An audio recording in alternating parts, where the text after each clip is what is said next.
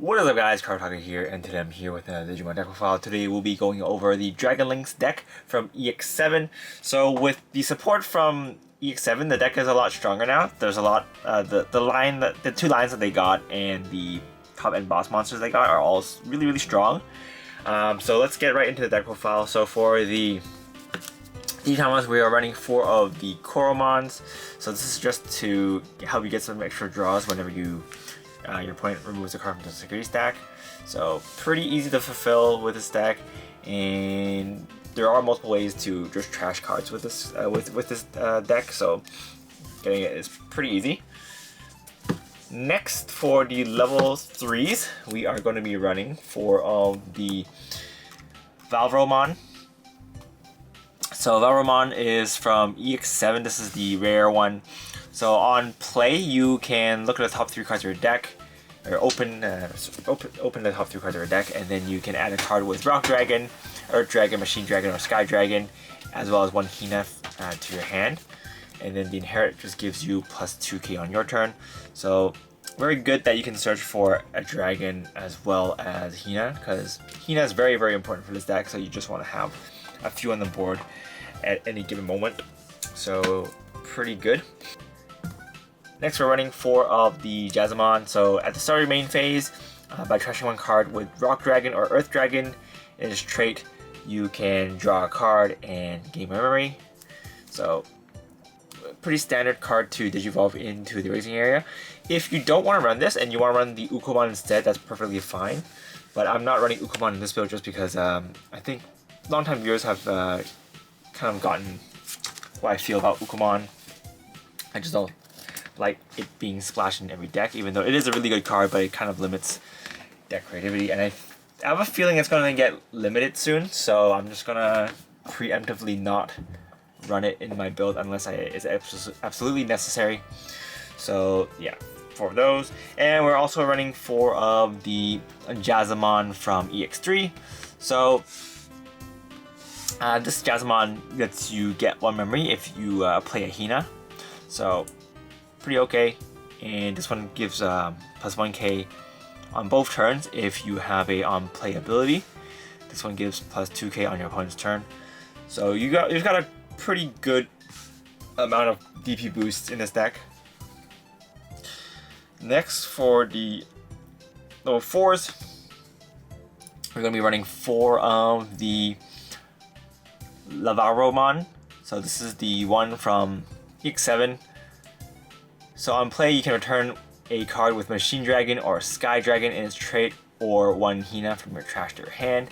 And then on evolution, if you have 1 or less Tamers, you can play a Hina from your hand without paying its cost. So pretty good at just slapping down Tamers on the board. And Inherit just gives you plus 2k again, so pretty good. Next, we are running 2 of the Lavogaritamon from EX3. So this one has an on-play ability to look at the top 4, and then from there you can grab the dragons as well as a Hina, and then the rest go to the bottom. So a little bit more search. If you don't want to run this, well, I'll talk about it at the end, because there are various different ways you can get to kind of one of your end game pieces, but yeah, running this just to increase the consistency, and on attack you can also pop things that are 3 or less, so you can get rid of floodgates that way, which is okay. And we are also running 2 of the Jazamon from EX3. So this one is the same. It looks on play. Let's see, look at the top 4 and grab one of the dragons as well as the Hina, and then the Inherit gives you plus 1k on both players' turn. So there is that. And then for the other level 4, we're running 4 of the EX7 Jazamon. So this one is also on play. Trash 1 card with Rock Dragon or Earth Dragon in its trait, and then you can draw 2. And then when digivolving, if you have 1 or less Tamers, you can play 1 Hina. So you got a lot of ways to search for your Hina and play your Hina for free. So that is one of the main things you should do early game, is just to establish at least 2 Hinas on the board, just to make things happen. So running 4 of those. Alright, now for the level 5s, we are going to be running 2 of the new Lavogaritamon. So this one is on play, you can pop something 6k or less, and the on evolution ability is if your opponent doesn't have a Digimon with 6000 or less DP, you can gain 1 memory. And the inherent ability is just to get +1 security check. So overall it's pretty good just to gain memory if you can pop stuff. Yeah, we're running 2 of those, and we're also running 2 of the EX3 Lavogaritamon. So this one on play lets you pop something 5k or less, and then if you afterwards you can play a Hina from your hand without paying its cost. So this one is another way to you can get Hinas out on the board. Like if you, for example, if you already have 2 Hinas on board, your level 4s are no longer able to play Hinas for free. So this is one of the ways you can cheat them out. It is on play, but again, your Hinas can help you play the on-play abilities with her own skill, so don't worry about it too much. It's pretty good. Next, for the black level 5s, we're running 3 of the Jazamon. So this one on play lets you de-Digivolve 1, and then the on evolution ability is if your opponent doesn't have a level 5 or higher Digimon, you can gain 1 memory. So it's pretty good, but we're mainly running this for the inherent ability, which is when your opponent attacks, you can change the attack target to this Digimon, which is really good because you're blocking without needing to block. So it's pretty important. That's why we're running at 3. I would like to run it at 4, but I would also like to run 1 of the EX3 Jazamon, which is on play. You can de-Digivolve 1, and then afterwards you can play a Hina. So this is just another way. And then the inherent ability is to get 1 security check if you have a on play ability.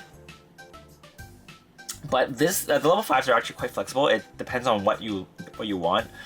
You can run all 4 new cards if you want, or you can run all 4 old cards if you want. I don't recommend running all 4 old just because the new Jazamon is just so good.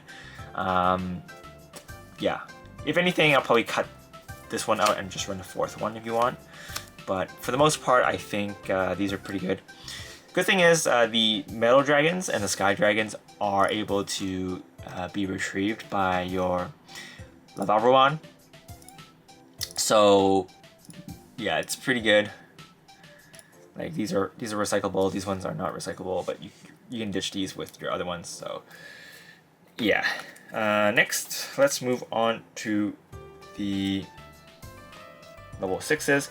So we're running 2 of the new Volcandramon.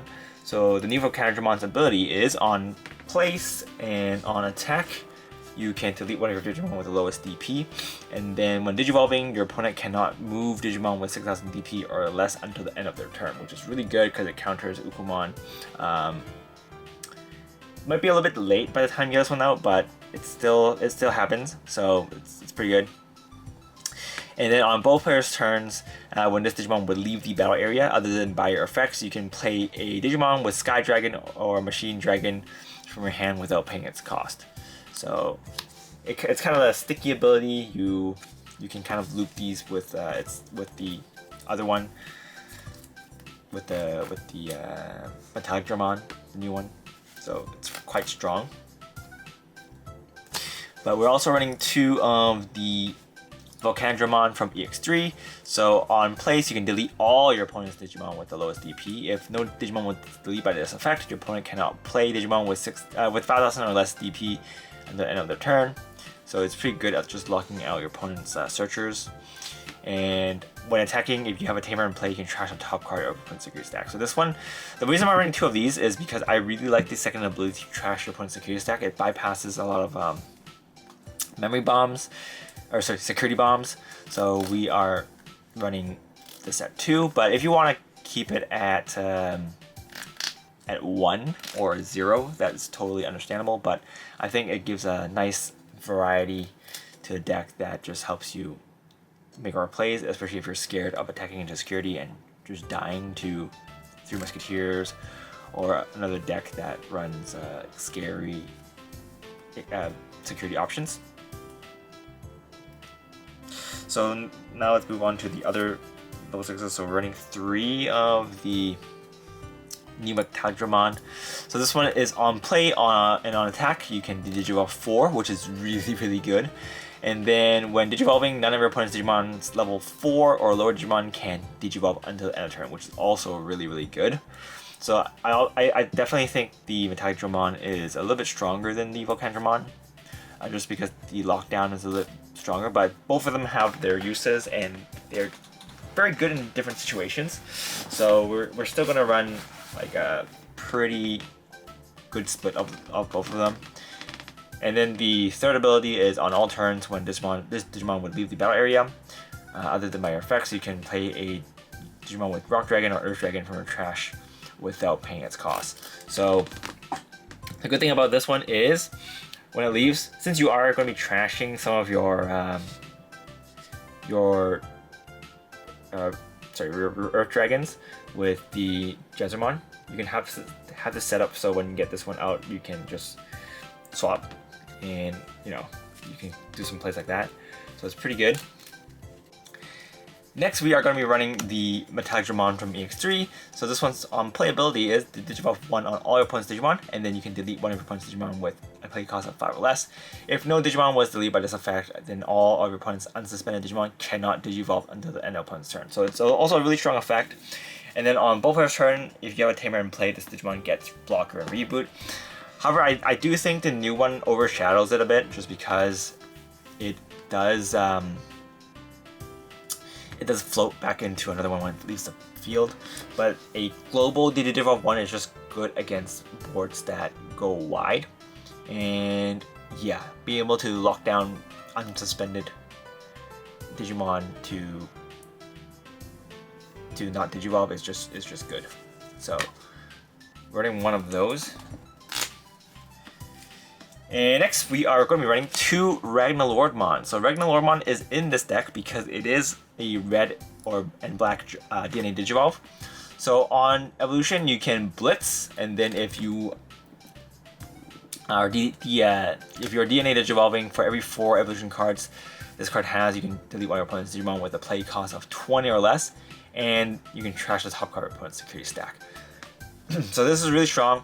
I do see builds with Dorbrickmon in this deck, which totally makes sense. I have tried that build as well. I'll explain it once I go through the rest of the deck first, but so just know that this Ragnalordmon is just really good at just finishing an opponent. And then on both players' turn, whenever a card is removed from either player's security stack, you can unsuspend the Digimon. So you can go for extra attack if it is not dead yet. So it's pretty good. So next, we are going to be running 4 Hinas. So Hina is obviously one of the key cards in the deck. You really need her for your deck to run properly. So at the start of your opponent's turn, at the start of your turn, if your opponent has a Digimon in play, you can gain 1 memory. And then when one of your Digimon Digivolves into a Rock Dragon, Earth Dragon, or Machine Dragon, Sky Dragon, you can rest this Tamer to activate one of the on-play abilities. So that's how you kind of proc your majority of your abilities.